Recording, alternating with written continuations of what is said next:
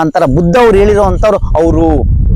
ಕೈವಾರ ನಾರಾಯಣ ಸ್ವಾಮಿ ಅವ್ರು ಹೇಳ್ತಾರೆ, ಅವ್ರು ಬಂದಿರ್ತಾರೆ ಕೊನೆಯಲ್ಲಿ, ಅವ್ರು ಬಂದಿದ್ರೆ ಅವ್ರ ದೇಹ ಹಿಂಗಿರುತ್ತೆ, ಅವ್ರ ಮೂಗ್ ಹಿಂಗಿರುತ್ತೆ, ಅವ್ರ ವಾಸನೆ ದೇಹದಿಂದ ವಾಸನೆ ಇಂಥದ್ದು ಬರ್ತಾ ಇರುತ್ತೆ ಅಂತ ಹೇಳ್ಬಿಟ್ಟು ಕೈವಾರ ನಾರಾಯಣ ಸ್ವಾಮಿ ಅವರು ಕಾಲಜ್ಞಾನ ಬರ್ದಿದ್ದಾರೆ. ಈಗ ಅವ್ರ ಬಗ್ಗೆ ತಿಳ್ಕೊಬೇಕು ಅಂತ ಹೇಳಿದಿರಾ, ಒಂದು ಸ್ಟಾರ್ಟಿಂಗ್ ಒಂದು ಪಾಯಿಂಟ್ ತಿಳಿಸಿ, ಇನ್ನು ಉಳಿದಿದ್ದನ್ನ ಅಲ್ಲಿ ಬಂದು ತಿಳ್ಕೊತೀವಿ ಆಯ್ತಾ. ಎಂತಕ್ಕೆ ಅಂದ್ರೆ ನಮ್ಗೆ ಇಂಥ ಜಾಗದಲ್ಲಿ ಅಲ್ಲಿ ಈಗ ಎಕ್ಸಾಂಪಲ್ ನಾನು ಧರ್ಮಸ್ಥಳಕ್ಕೆ ಹೋಗ್ತೀನಿ ಅಂದ್ರೆ ಅಲ್ಲಿ ಮಂಜುನಾಥ ಸ್ವಾಮಿ ಇದೆಯಪ್ಪ ಹೋಗಪ್ಪ ಅಂತ ಹೇಳಿದ್ರೆ ಓಕೆ ಅಲ್ಲಿ ಮಂಜುನಾಥ ಇದೆಯಂತೆ ಒಂದ್ ರೌಂಡ್ ನೋಡ್ಕೊಂಬರೋಣ ಅಂತ ಹೋಗ್ತಾರೆ. ಸರ್ ನಾನು ಹೇಳ್ಬಿಡ್ತೀನಿ ಸರ್, ಯಾರನ್ನ ನಂಬ್ಲಿ ಬಿಡ್ಲಿ, ನಾನು ಹೇಳೋದು ಹೇಳ್ಬಿಡ್ತೀನಿ. ನನ್ನ ಗ್ರೂಪ್ ನಾನು ಯಾರು ಅಂತ ನಾನು ಓಪನ್ ಆಗಿ ಹೇಳ್ಬಿಡ್ತೀನಿ. ನಂಬಿದ್ರೆ ಮಾಡಿ, ಇಲ್ಲ ಅಂದ್ರೆ ಬಂದು ಟೆಸ್ಟ್ ಮಾಡಿ ಜಿಗಿಟಿ ನೋಡಿ, ಜಿಗಿಟಿ ನೋಡ್ಕೊಂಡೋದಕ್ಕೂ ರೆಡಿ ಇದೀವಿ.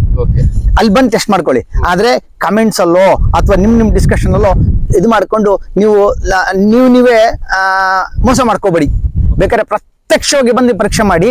ಅವ್ರು ಯಾರು ಅಂದ್ರೆ ಹೇಳ್ತೀನಿ, ವೀರಭೋಗ ವಸಂತರಾಯರು ಗೊತ್ತಲ್ಲ, ವೀರ ಬ್ರಹ್ಮೇಂದ್ರ ಅವರು ಹೇಳಿರುವಂತ ವೀರಭೋಗ ವಸಂತರಾಯರು, ಬುದ್ಧ ಭಗವಾನ್ ಹೇಳಿರುವಂತರು. ಬುದ್ಧ ಭಗವಾನ್ ಹೇಳ್ತಾರೆ, ಒಬ್ರು ಕೊನೆಗೆ ಬರ್ತಾರೆ, ಅವ್ರು ಬಂದ್ಬಿಟ್ಟು ಈ ಸರ್ವವನ್ನು ಸೂರ್ಯ ಚಂದ್ರ ಚಕ್ರ ಏನಿದಾವೋ ಅವು ಕೆಲವು ಕಾಲಚಕ್ರ ಅನ್ನೋದು ಸೌದೋಗ್ಬಿಟ್ಟೈತೆ. ಆ ಸೌದೋಗಿರುವಂತ ಚಕ್ರನ ಮತ್ತೆ ಹೊಸದಾಗಿ ಉಂಟು ಮಾಡಕ್ ಬರ್ತಾರೆ. ಹೊಸದಾಗಿ ಉಂಟು ಮಾಡಕ್ ಬರ್ತಾರೆ ಅಂದ್ರೆ ಯಾರಾಗಿರ್ಬೇಕು, ಅಂದ್ರೆ ಹೊಸ ಪ್ರಪಂಚನ ಉದಯ ಮಾಡುವಂತ ತಾನೆ. ಆ ರೀತಿ ಹೊಸ ಪ್ರಪಂಚನ ಉಂಟು ಮಾಡಕ್ ಬರ್ತಾರೆ. ಅವಾಗ ಇದು ದೊಡ್ಡ ದೊಡ್ಡ ಬೆಟ್ಟಗಳೆಲ್ಲವೂ ಪೀಸ್ ಆಗಿ ಹೋಗ್ಬಿಡ್ತವೆ. ಅವನ್ನೆಲ್ಲವನ್ನು ರೆಡಿ ಮಾಡೋದಕ್ಕೆ ಬರ್ತಾರೆ. ಅಂತರ ಬುದ್ಧ ಅವ್ರು ಹೇಳಿರುವಂತವ್ರು ಅವರು.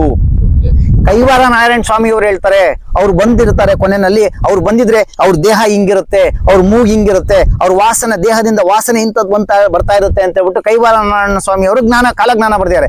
ಅವ್ರು ಬಂದಿರೋದವ್ರು ಅಲ್ಲಿ. ವೇದ ಕೃಷ್ಣ ಪರಮಾತ್ಮ ಹೇಳ್ತಾರೆ, ಅಧರ್ಮ ಬಂದಾಗ ನಾನು ಮತ್ತೆ ಬರ್ತೀನಿ ಅಂತ ಹೇಳ್ತಾರೆ. ಹಂಗಾರೆ ಕೃಷ್ಣ ಪರಮಾತ್ಮ ಅವಾಗ ಬಂದಿದ್ರಲ್ಲ ಸರ್. ಉದಾಹರಣೆಗೆ ಇದೊಂದು ಸ್ವಲ್ಪ ಸಬ್ಜೆಕ್ಟ್ ಮಿಸ್ತೀನಿ, ಕೃಷ್ಣ ಪರಮಾತ್ಮ ಬಗ್ಗೆ ಹತ್ರ ಬರ್ತೀನಿ. ಕೃಷ್ಣ ಪರಮಾತ್ಮ ಅಂತ ಯಾವಾಗ ಕಂಡ್ಕೊಂಡ್ರು? ಕೃಷ್ಣ ಪರಮಾತ್ಮ ಅವರು ಬಂದಾಗ ಎಷ್ಟು 1000 ಜನ ಇದ್ರಲ್ವಾ? ಅವಾಗ ಕೃಷ್ಣ ಪರಮಾತ್ಮ ಅಂತ ಯಾರಿಗ್ ಗೊತ್ತಿತ್ತು ಕೃಷ್ಣ ಪರಮಾತ್ಮ ಅಂತ ಹೇಳ್ಬಿಟ್ಟು? ಕೃಷ್ಣ ಪರಮಾತ್ಮ ಇವ್ರು ಪರಮಾತ್ಮ ಅಂತ ಗೊತ್ತಿತ್ರಾ? ಯಾರಿಗ್ ಗೊತ್ತಿತ್ತು ಹೇಳಿ ನೋಡೋಣ. ಸರಿ, ಕೃಷ್ಣ ಪರಮಾತ್ಮ ಅಂತ ಯಾವಾಗ ಗೊತ್ತಾಯ್ತು ಹೋಗ್ಲಿ? ಅವ್ರು ಉಪದೇಶ ಮಾಡಿದ್ರಲ್ಲ, ಹೌದ್ ತಾನೆ? ಅದಕ್ಕಿಂತ ಮುಂಚೆ ಪರಮಾತ್ಮ ಅಂತ ಗೊತ್ತಿತ್ತಾ? ಕೃಷ್ಣ ಪರಮಾತ್ಮ ಗೊತ್ತಿತ್ರಾ? ಹಂಗ್ ಗೊತ್ತಿದ್ದಿದ್ರೆ ಅರ್ಜುನವರು ಮತ್ತೆ ದುರ್ಯೋಧನ ಇಬ್ರು ಸಹಾಯ ಕೇಳಕ್ ಹೋಗ್ತಾರೆ ಕೃಷ್ಣ ಪರಮಾತ್ಮ ಹತ್ರ. ಕೃಷ್ಣ ಸಹಾಯಕ್ಕೆ ಅಂತ ಕೇಳಕ್ಕೆ ಅಂತ ಹೋದಾಗ ದುರ್ಯೋಧನ ಬಂದು ತಲೆಯಲ್ಲಿ ಕೂತ್ಕೊಂತಾನೆ. ಅರ್ಜುನವ್ರು ಬಂದು ಮಲ್ಕೊಂಡಿರ್ತಾರೆ, ಕೃಷ್ಣ ಪರಮಾತ್ಮ ನಿದ್ದೆ ಹೋಗಿರ್ತಾರೆ. ಅವರು ಕಪಟ ನಾಟಕ ಸೂತ್ರಧಾರಿ. ಅವರು ಯಾರ್ಯಾರು ಬರ್ತಾರೆ ಅಂತ ಗೊತ್ತಿರುತ್ತೆ ಅವ್ರಿಗೆ. ಅದಕ್ಕೆ ಮಲ್ಕೊಂಡಾಗೆ ನಾಟಕ ಮಲ್ಕೊಂತ ನಿದ್ದೆ ಮಾಡ್ತಾ ಇರ್ತಾರೆ. ಅವಾಗ ದುರ್ಯೋಧನ ಬಂದು ತಲೆಯಲ್ಲಿ ಕೂತ್ಕೊಂತಾನೆ, ತಲೆ ಪಕ್ಕದಲ್ಲಿ. ಅರ್ಜುನ ಅವರು ಬಂದು ಪಾದದಲ್ಲಿ ಕೂತ್ಕೋತಾರೆ. ಬಂದು ಕೂತ್ಕೊಂಡಾಗ ಕೃಷ್ಣ ಪರಮಾತ್ಮ ಎದ್ದ ತಕ್ಷಣ ಯಾರು ನೋಡ್ಬೇಕು? ಅರ್ಜುನ ಅವ್ರನ್ನೇ ನೋಡ್ತಾರೆ. ಅವಾಗ ನೋಡಿದ ತಕ್ಷಣ ಮೃತ್ಯುಂಜಯ ಎದುರುಗಡೆ ಕೂತ್ಕೊಂಡ್ಬಿಟ್ಟಿರ್ತಾರೆ. ಅವಾಗ ಅರ್ಜುನ ಬಂದಿದೀಯಾ ಅಂತ ಬಿಟ್ಟಿದ್ದು. ಅವಾಗ ದುರ್ಯೋಧನ ನೋಡ್ತಾರೆ. ಅವಾಗ ಇಬ್ರು ನೋಡ್ಬಿಟ್ಟು ಕೇಳ್ತಾರೆ. ಅವಾಗ ಏನ್ ಕೇಳ್ತಾರೆ? ಸರಿ, ಏನ್ ಹಿಂಗ್ ಬಂದ್ಬಿಟ್ಟಿದ್ದೀರಾ ಅಂತ ಕೇಳ್ತಾರೆ. ಅವಾಗ ನೀನ್ ಕೇಳು ಅಂತ ಹೇಳ್ತಾರೆ. ಅವಾಗ ದುರ್ಯೋಧನ ಇದು ಬರುತ್ತೆ, ಸರದಿ ಬರುತ್ತೆ. ದುರ್ಯೋಧನ ಕೇಳ್ತಾನೆ, ಇಲ್ಲ ನನಗೆ ಸಹಾಯ ಬೇಕು. ನಿಮಗೆ ಏನ್ ಸಹಾಯ ಬೇಕು? ಈ ರೀತಿ ನಮಗೂ ಪಾಂಡವರಿಗೂ ಯುದ್ಧ ನಡೆಯುತ್ತೆ, ಆ ಯುದ್ಧದಲ್ಲಿ ನಮಗೆ ಸಹಾಯ ಬೇಕು. ನಿಮಗೆ ಏನ್ ಸಹಾಯ ಬೇಕು ಅಂತ ಕೇಳ್ತಾರೆ. ಅವಾಗ ನೀವೇನ್ ಕೊಡ್ತೀರಾ ಅಂತ ಕೇಳಿದ್ರೆ ಕೃಷ್ಣ ಪರಮಾತ್ಮ ಹೇಳ್ತಾರೆ, ನಾನ್ ಬೇಕಾ ನನ್ ಸೈನ್ಯ ಬೇಕಾ ಅಂತ ಕೇಳ್ತಾರೆ. ಹೇಳಿ, ನಾನ್ ಬೇಕಾ ನನ್ ಸೈನ್ಯ ಬೇಕು ಅಂತ. ಅವಾಗ ದುರ್ಯೋಧನ ಏನ್ ಕೇಳ್ತಾನೆ? ಸೈನ್ಯನ ಕೇಳ್ತಾನೆ. ಹಂಗಾರೆ ನಾನ್ ಸೈನ್ಯ ಬರುತ್ತೆ ಅಂತ ಹೇಳ್ತಾನೆ. ಅವಾಗ ಅರ್ಜುನನ್ ಸರದಿ ಬರುತ್ತೆ, ನಿನಗೇನ್ ಬೇಕು ಅಂತ ಕೇಳ್ತಾರೆ. ಅವಾಗ ಅರ್ಜುನ ಹೇಳ್ತಾರೆ, ನೀವು ಬೇಕು ನನಗೆ ಅಂತ ಹೇಳ್ತಾರೆ. ಸರಿ ಆಯ್ತು ಅಂದ್ರೆ ನಾನು ಬರ್ತೀನಿ ಅಂತ ಹೇಳಿ ಅವಾಗ ಸಾರಥಿಯಾಗಿ ಬರ್ತಾರೆ. ಅವಾಗ ಗೊತ್ತಿತ್ತ ಪರಮಾತ್ಮ ಅಂತ? ಇಬ್ರಿಗೂ ಗೊತ್ತಿತ್ತಾ? ಪರಮಾತ್ಮ ಅಂತ ಗೊತ್ತಾಗಿದ್ರೆ ಅವ್ರದ್ದು ಹಂಗ್ ಬಂದ್ ಕೇಳ್ತಾ ಇದ್ರ? ಯುದ್ಧನೇ ಬೇಡ, ನನಗೆ ಏನ್ ಬೇಕೋ ಅದೇ ರೀತಿ ಕೇಳ್ಬೇಕಾಗಿತ್ತು. ಅವ್ರು ಕೇಳಿಲ್ಲ, ನಾನು ಯುದ್ಧ ಆಡ್ಬೇಕು ಅಂತ ಕೇಳಿದ್ರು. ಹಂಗಾಗಿ ಇಲ್ಲಿ ಯುದ್ಧ ನಡೀತು.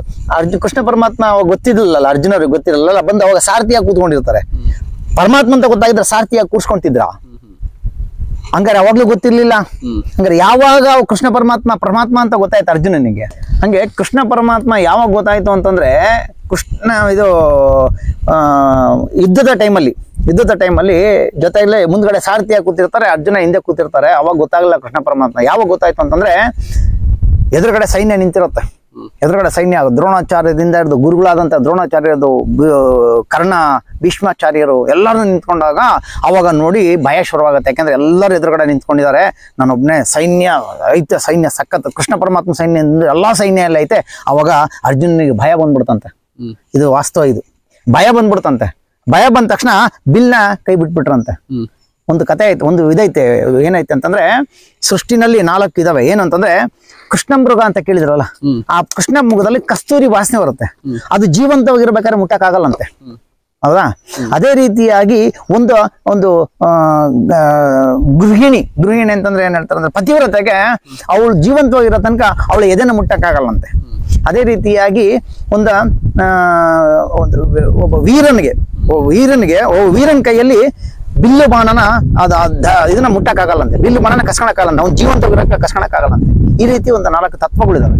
ಹಂಗೆ ಕೃಷ್ಣ ಮೃಗನ ಅದು ಜೀವಂತವಾಗಿರಕ್ಕೆ ತಣಕ್ಕಾಗಲ್ಲ, ಕಸ್ತೂರಿನ ಒಂದು ಪತಿವ್ರತನೂ ಮುಟ್ಟಕ್ಕಾಗಲ್ಲ. ಅದೇ ರೀತಿ ಒಂದು ವೀರನ ಹತ್ರ ಬಿಲ್ನ ಕಸ್ಕೊಳಕ್ಕಾಗಲ್ಲ, ಆಯುಧನ ಮುಟ್ಟಕ್ಕಾಗೋದಿಲ್ಲ ಕಸ್ಕೊಳಕ್ಕೆ. ಹಂಗಿರ್ಬೇಕಾದ್ರೆ ಅರ್ಜುನ ವೀರನಲ್ವಾ, ವೀರಗಳಿಗೆಲ್ಲ ವೀರನಲ್ವಾ? ಹಂಗಾರೆ ಅಂತ ವೀರನಿಂದ ಬಿಲ್ಲು ಕಸ್ಕೊಂತು, ಬಿಲ್ಲು ಕೈ ಬಿಟ್ಬಿಟ್ಟ, ಹಂಗಾರೆ ಕಿತ್ಕೊಂಡ್ಬಿಟ್ಟು, ಹಂಗಾರೆ ಆಯುಧನ ಕಿತ್ಕೊಂತು ಅಂದ್ರೆ ಹಂಗಾರೆ ಯಾವ ಶಕ್ತಿ ಬಂದು ಕಿತ್ಕೊಂತಲ್ಲಿ, ಯಾವ ಶಕ್ತಿ ಬಂದು ಕಿತ್ಕೊಂತು? ಮತ್ತೆ ಕಿತ್ಕೊಂಡ್ ಕೈ ಬಿಟ್ಟಿದ್ಕೇನೆ ಅವಾಗ ಮತ್ತೆ ಯಾವ ಶಕ್ತಿ ಮತ್ತೆ ಎತ್ತಿ ಬಂದು ಕೊಡ್ತು? ಯೋಚನೆ ಮಾಡಿ. ಹಂಗಾರೆ ಯಾವುದೋ ಶಕ್ತಿನ ಬೆಳೆಸ್ತು ಅಂತಂದ್ರೆ ವೀರ ಇವನು ಸಾಮಾನ್ಯ ಅಲ್ಲ. ಹಂಗ ವೀರನ ಹತ್ರ ಬಿಲ್ನ ಹತ್ರ ಕಸ್ಕೊಂಡಿದ್ದು ಯಾವ ಶಕ್ತಿ? ಹಂಗಾರೆ ಯಾವ ಭಯ ಬಂದಿದ್ದು ಅದು ಬಿಟ್ಟಿದ್ದು? ಹಂಗಾರೆ ಅಂತ ವೀರನ ಹತ್ರ ಕಿತ್ಕೊಂಡಿದ್ದು ಭಯ, ಇದು ಬಿಲ್ನ ಮತ್ತೆ ಕಸ್ಕೊಂಡು ವಾಪಸ್ ಅರ್ಜುನ ಕೈಯ ಕೊಟ್ಟಿದ್ದ ಶಕ್ತಿ ಯಾವ್ದು? ಹಂಗಾರೆ ಆ ಶಕ್ತಿ ಸಾಮಾನ್ಯ ಶಕ್ತಿನ? ಆ ರೀತಿಯಾದಂತ ಶಕ್ತಿ ಕೊಡ್ಬೇಕಾದ್ರೆ ಯಾರು ಅಂದ್ರೆ ಆ ಭಗವಾನ್ ಮಾತ್ರನೇ ಸಾಧ್ಯ. ಆ ಭಗವಾನು ಕೃಷ್ಣ ಪರಮಾತ್ಮ ಆಗಿರ್ತಾರೆ. ಅವಾಗ ಕೃಷ್ಣ ಪರಮಾತ್ಮ ಅಂತ ಗೊತ್ತಾಗಿ ಆಹಾ ಪರಮಾತ್ಮ ನನಗೆ ನನ್ನ ಜೊತೆಲಿದ್ದೆ, ಈಗ ನನಗೆ ಇಷ್ಟು ವರ್ಷ ನನಗೆ ಗೊತ್ತಾಗ್ಲಾ, ಪರಂಧಾಮ ಮುಕುಂದ ಅಂತ ಉಳ್ಳುಳ್ಳಾಡ್ಕೊಂಡು ಅಳ್ತಾರಂತೆ ಕೃಷ್ಣ ಅರ್ಜುನರು. ನನಗೆ ಗೊತ್ತಾಗದೆ ನಾನು ಇದ್ ಮಾಡೋದಲ್ಲ, ಮುಂದ್ಗಡೆ ರಥದಲ್ಲಿ ಕೂತ್ಕೊಂಡಾಗ ಹಿಂಗ ಕಾಲಲ್ಲಿ ಮುಟ್ಬಿಟ್ಟು ಎಡಗಡಿಗೆ ಹೋಗು ಅಂತ ಹೇಳ್ತಾರಂತೆ ಅರ್ಜುನರಿಗೆ, ಅಲ್ಲ ಕೃಷ್ಣ ಪರಮಾತ್ಮರಿಗೆ ಅಳ್ತಾರಂತೆ. ಅಯ್ಯೋ ನಾನು ಈ ರೀತಿ ಎಲ್ಲ ಕಾಲಲ್ಲೆಲ್ಲ ನಾನು ನಿಮ್ಗೆ ತೋರ್ಸ್ಬಿಟ್ಟೆ ಅಂತ ದುಃಖ ಪಡ್ತಾರಂತೆ ಅರ್ಜುನರು. ನಾನು ಈ ತರ ತಪ್ಪು ಮಾಡ್ಬಿಟ್ಟೆ ಅಂತ ಅಳ್ತಾರಂತೆ. ಅವಾಗ ಆಯ್ತು ಬಿಟ್ಬಿಡು, ಇನ್ಮೇಲೆ ನೀನ್ ಮಾಡು, ಈಗ ನಿನ್ಮೇಲೆ ಮಾಡ್ತಿರೋದು ನೀನಲ್ಲ, ಯುದ್ಧ ಮಾಡ್ತಿರೋದು ನಾನದು. ಅದರಲ್ಲಿ ಧರ್ಮ ಅಧರ್ಮ ನೀನ್ ನೋಡಕ್ ಹೋಗ್ಬೇಡ, ಎಲ್ಲದನ್ನು ಉಡಾಯಿಸು, ನಾನ್ ನೋಡ್ಕೋತೀನಿ ಅಂತ ಯಾವಾಗ ಅರ್ಜುನರು ಹೇಳಿದ್ರು, ಅಲ್ಲ ಕೃಷ್ಣ ಪರಮಾತ್ಮಗಳು, ಅವಾಗ ಅರ್ಜುನರು ನಿಂತ್ಕೊಂತಾರೆ. ಹಂಗಾರೆ ಯಾವಾಗ ಕೃಷ್ಣ ಪರಮಾತ್ಮ ಅಂತ ಗೊತ್ತಾಗಿದ್ದು? ವಿಶ್ವರೂಪ ದರ್ಶನ ತೋರಿಸಿದ ಮೇಲೆ ತಾನೇ ಗೊತ್ತಾಗಿದ್ದು. ಆ ವಿಶ್ವರೂಪ ದರ್ಶನ ಅಂತಂದ್ರೆ ಏನು? ಆ ಕಾರ್ಯ ನಡೀತಲ್ಲ, ಹಂಗಾರೆ ಅದೇನದು ಆ ಸೀಕ್ರೆಟ್ ತಿಳ್ಕೊಡ್ರಿ. ವಿಶ್ವರೂಪ ದರ್ಶನ ಅಂತಂದ್ರೆ ನಮ್ಮ ಪ್ರಪಂಚ ಏನ್ ಅನ್ಕೊಂಡ್ಬಿಟ್ಟೈತೆ ಅಂತಂದ್ರೆ ಎಲ್ಲದನ್ನು ಏನೋ ಹೇಳ್ತಾರೆ. ಅದಲ್ಲ ವಿಶ್ವರೂಪ ದರ್ಶನ ಅಂತಂದ್ರೆ. ವಿಶ್ವರೂಪ ದರ್ಶನ ಅಂದ್ರೆ ಏನು ಅಂತ ತಿಳ್ಕೊಳ್ಳಿ. ಆ ವಿಶ್ವರೂಪ ದರ್ಶನ ಈಗ ಏನ್ ಅರ್ಜುನರಿಗೆ ನಡೀತು ವಿಶ್ವರೂಪ ದರ್ಶನ, ಅಲ್ಲಿ 5049 ಜನಕ್ಕೆ ನಡೀತು. ಹಂಗಾರೆ ಕೃಷ್ಣ ಪರಮಾತ್ಮ ಹೆಂಗ್ ಕಂಡ್ಕೊಂಡ್ರಿ? ವಿಶ್ವರೂಪ ದರ್ಶನ ನೋಡಿದ್ಮೇಲೆ ತಾನೇ ಕಂಡ್ಕೊಂಡ್ರಿ. ಹಂಗಾರೆ ಅಲ್ಲಿ ಏನ್ ನಡೀತಿದೆ? ಹಂಗಾರೆ ಇದೇ ಕೃಷ್ಣ ಪರಮಾತ್ಮ ಅಧರ್ಮ ಬಂದಾಗ ನಾನು ಬರ್ತೀನಿ ಅಂತ ಹೇಳಿದ್ರಲ್ಲ, ಅಲ್ಲಿ ನಡೆದೈತೆ 5049 ಜನಕ್ಕೆ ವಿಶ್ವರೂಪ ದರ್ಶನ ನಡೆದೈತೆ. ಅದೇ ಕೃಷ್ಣ ಪರಮಾತ್ಮ ಹೇಳಿದ್ರಲ್ಲ ಬರ್ತೀನಿ ಅಂತೇಳಿ, ಯಾವಾಗ ನಡೆಯುತ್ತೆ ಅಧರ್ಮ ನಾನು ಬರ್ತೀನಿ ಅಂತ ಹೇಳಿದ್ರಲ್ಲ, ಅಲ್ಲಿ ಅಧರ್ಮ ನಡೀತೈತೆ. ನಾನು ವೀಕ್ಷಕರಿಗೆ ಹೇಳ್ತಾ ಇದ್ದೀನಿ, ನಂಬಿದ್ರೆ ನಂಬಿ, ಬಿಟ್ರೆ ಬಡಿ, ಬಂದ್ ಟೆಸ್ಟ್ ಮಾಡ್ಕೊಳ್ಳಿ ನೀವು. ಏನೇಳಿ ಟೆಸ್ಟ್ ಮಾಡ್ಕೊಳೋದಕ್ಕೆ ನಮ್ಗೆ ಎಲ್ಲದಕ್ಕೂ ರೆಡಿ ಅವರೇ ಕೃಷ್ಣ ಪರಮಾತ್ಮ ಅನ್ನೋದಕ್ಕೆ ವೇದ ಸಾಕ್ಷಿ ಇದೆ. ಬರೀ ಅಲ್ಲಿ ಬಂದು ಟೆಸ್ಟ್ ಮಾಡೋದಲ್ಲ, ವೇದ ಸಾಕ್ಷಿ ಇದೆ, ಉಪದೇಶ ತಗೊಂಡಿರೋರು ಇದ್ದಾರೆ. ಮತ್ತೆ ಹೇಳ್ಬೋದು ಅವಾಗ ಕೃಷ್ಣ ಪರಮಾತ್ಮನಿಗೆ ಅರ್ಜುನರಿಗೆ ತೋರಿಸಿರೋ ವಿಶ್ವರೂಪದ ದರ್ಶನ ಅದೇನೇ ಅಂತ ನಿಮ್ಗೆ ಹೆಂಗ್ ಗೊತ್ತು? ಕೇಳೋ ಕ್ವಶನ್ ಕೇಳ್ಬೋದು. ಅದ್ ಹೆಂಗ್ ಗೊತ್ತು? ಅವ್ರಿಗೆ ತೋರಿಸಿರೋದು ಇದೇ ನಿಮ್ಗೆ ನಿಮ್ ಗುರುಗಳು ತೋರಿಸಿರಂತ ನಿಮ್ಗೆ ಹೆಂಗ್ ಹೇಳ್ತೀರಾ ನೀವು? ಕ್ವಶನ್ ಬರುತ್ತಿಲ್ಲ. ಅದಕ್ಕೂ ಸಾಕ್ಷಿ ಇದೆ, ಅದಕ್ಕೂ ಆನ್ಸರ್ ಇದೆ. ಬಂದು ಪೇಷನ್ಸ್ ಆಗಿ ನಿಧಾನಕ್ಕೆ ತಿಳ್ಕೊಂತೀನಿ ಅಂತಂದ್ರೆ ಹೇಳ್ತಾರೆ. ಜ್ಞಾನಕ್ಕೆ ತಮಿಳಲ್ಲಿ ಹೇಳ್ತಾರೆ, ಬಹಳ ಚೆನ್ನಾಗಿ ಹೇಳ್ತಾರೆ, ಸೊಲ್ಲಕ್ಕೆ ಜ್ಞಾನ ಬಳಿ ಸ್ವರುಕ್ಕಂ ಅಂತ ಹೇಳ್ತಾರೆ. ಹೇಳೋದನ್ನ ಕೇಳು, ಜ್ಞಾನಕ್ಕೆ ಸುಲಭಕ್ಕೆ ದಾರಿ ಅಂತ ಹೇಳ್ತಾರೆ. ಆ ರೀತಿ ಕೇಳ್ತೀವಿ ಅಂತಂದ್ರೆ ಯಾವ ವಿಚಾರ ಬೇಕಾದ್ರೂ ನಾವು ತಿಳ್ಕೊಬಹುದು. ವಾದ ಮಾಡಿದ್ರು ಬೇಕಾದ್ರೆ ತಿಳ್ಕೊಬಿಡ್ಬೋದು. ಉದ್ದಂಡವಾದ ಮಾಡಕ್ಕೆ ಅಂತ ಬಂದವರಿಗೆ ವಿಧಾನ ತಿಳ್ಕೊಳೋದಕ್ಕಾಗಲ್ಲ. ಇಲ್ಲಿ ಉದ್ದಂಡವಾದ ಇಲ್ಲಿ ನಮಗೆ ಇಲ್ಲಪ್ಪ, ನನಗೇನೈತೆ ನಿನಗೆ ತಿಳಿಸ್ಬೇಕಂತ ನನಗೇನೈತೆ? ತಿಳ್ಕೊಂಡ್ರೆ ಬನ್ನಿ. ವಾದ ಮಾಡ್ತೀವಿ ಅಂದ್ರೆ ಅದಕ್ಕೆ ನಾವು ವಿಚಾರ ತಿಳಿಸೋಣ. ಉದ್ದಂಡವಾದಕ್ಕೆ ನಮ್ಮಲ್ಲಿ ದಾರಿ ಇಲ್ಲಪ್ಪ, ನನಗೆ ಸಿಕ್ಕೈತೆ, ನಾನು ಪಡ್ಕೊಂತಿದ್ದೀನಿ, ನನ್ನ ಸೀನಿಯರ್ಗಳೆಲ್ಲ ಪಡ್ಕೊಂತಿದ್ದಾರೆ, ನನಗೂ ಸಿಕ್ಕೈತೆ ಅಂತ ನಾನು ಅದನ್ನ ನಂಬ್ಕೊಂಡಿದ್ದೀನಿ, ನಿನಗೆ ಬೇಕಂದ್ರೆ ಪಡ್ಕೊ, ಇಲ್ಲಾಂದ್ರೆ ಹೋಗು ಅಂತ ಹೇಳ್ತೀವಿ. ಆದ್ರೆ ಉದ್ದಂಡವಾದಕ್ಕೆ ನಮ್ಮಲ್ಲಿಲ್ಲ. ಈ ರೀತಿಯಾದಂಥದ್ದು ಕೃಷ್ಣ ಪರಮಾತ್ಮ ಬರ್ತೀನಿ ಅಂತ ಹೇಳಿದ್ರಲ್ಲ, ಅದೇ ಕೃಷ್ಣ ಪರಮಾತ್ಮನೇ ಬಂದಿರೋದು. ಈಗ ಅಧರ್ಮ ಉಂಟಾದಾಗ ಬರ್ತೀನಿ ಅಂತ ಹೇಳಿದ್ರೆ ಆ ಕೃಷ್ಣ ಪರಮಾತ್ಮ, ಅವಾಗ 16,000 ನಾರಿಯರು ಅಂತ ಹೇಳಿದ್ರಲ್ಲ, 16,000 ನಾರಿಯರು ಅಂದ್ರೆ ಏನದು? ಹಂಗಾರೆ 16,000 ಹೆಂಡತಿಯವ್ರನ್ನ ಇಟ್ಕೊಂಡಿದ್ರ ಕೃಷ್ಣ ಪರಮಾತ್ಮ. ಹಂಗಾರೆ ಅದ್ರಲ್ಲ ಅರ್ಥ ಏನು? ಹಂಗಾರೆ ಅರ್ಥ ಅದು ಇರುತ್ತೆ ಅಲ್ವಾ? ಹಂಗಾರೆ ಈಗ್ಲೂ ಕೃಷ್ಣ ಪರಮಾತ್ಮ ಇಟ್ಕೊಂಡಿರ್ಬೇಕಲ್ಲ 16,000 ನಾರಿಯರು. ಹಂಗಾರೆ 16,000 ನಾರಿಯರು ಯಾರು? ಹಂಗಾರೆ ಅದೇ ರೀತಿಯಾಗಿ ಹೇಳ್ತಾರೆ. ಹಿಂಗೆ ತುಂಬಾ ವಿಚಾರ ಇದೆ. ಮಹಾನ್ರುಗಳೆಲ್ಲರೂ ಹೇಳಿದ್ದಾರೆ, ಕಾಲಜ್ಞಾನ ಹೇಳಿದೆ. ಆ ಕಾಲಜ್ಞಾನನ ತೋರಿಸುವಂತವರು ಪ್ರತಿಯೊಬ್ರು ಅವ್ರು ಅಂತ ಮಹಾನ್ ಇವ್ರು ಹೇಳ್ತಾರೆ. ಒಳಲು ಪಿರಾನ್ ಹೇಳ್ತಾರೆ. ಒಳಲು ಪಿರಾನ್ ಅಂತ ಒಬ್ಬ ಜ್ಞಾನಿ ಇದ್ದಾರೆ. ಅವ್ರು ಕಾಲಜ್ಞಾನ ಬರೀತಾರೆ. ಏನಂತ ಬರೀತಾರೆ?